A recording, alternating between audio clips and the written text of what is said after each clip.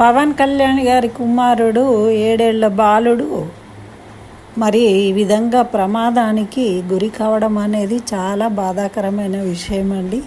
ఎంతటి వారలైనా కన్న బిడ్డలకు ప్రమాదాలు జరిగినప్పుడు ఆ బాధ భరించలేనిది ఎవరికైనా కూడా. అందులోనూ ఎక్కడో ఉన్న బాబు ఆ విధంగా జరగడం అనేది ఇంకా బాధాకరము.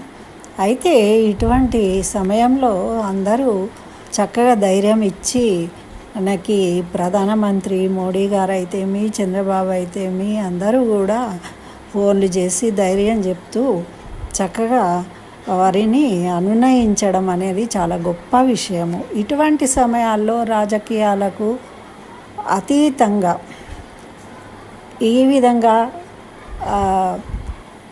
ప్రయత్నించడం అనేది మనము ఆహ్వానించదగ్గ విషయం అన్నమాట.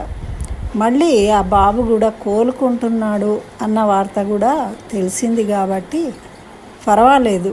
కానీ ఇటువంటి సమయంలో కూడా ఈ బాబు ఇక్కడ ఉండకుండా అక్కడెందుకు ఉంటున్నాడు అని కొంతమంది ట్రోలింగ్ లాగా చెత్త వీడియోలు పెట్టడం అనేది హాస్యాస్పదము. అంటే ఎటువంటి విషయాన్నైనా కూడా నెగటివ్గా ఆలోచించే విధానాన్ని మార్చుకోవాలి.